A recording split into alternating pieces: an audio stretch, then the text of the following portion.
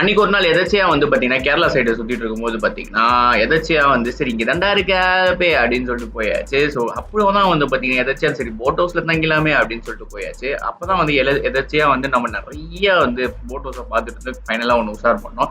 அதுதான் அந்த ஜலஸ்டி boat house. சரி டீடைல்ஸ் கீழே கூட செக் பண்ணி பாருங்க.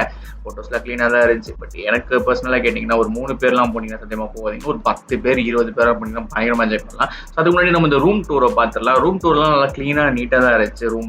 அதுலயும் வந்து பாத்தீங்கன்னா பெட்லாம் நல்லா சாஃப்டா சூப்பரா இருந்துச்சு. பிளஸ் வந்து வியூ சூப்பரா இருந்துச்சு. நம்ம பெட்ல இருந்து அப்படியே வந்து பாத்தீங்கன்னா வேற லெவல்ல இருக்குல்ல, அதுதான். அண்ட் இங்க பாத்ரூம் கிளீனா இருந்துச்சு. இதுக்கப்புறம் போட் ஹவுஸ்ல என்னெல்லாம் பண்ணுன்னு சொல்லிட்டு நான் நெக்ஸ்ட் வீடியோ சொல்றேன்.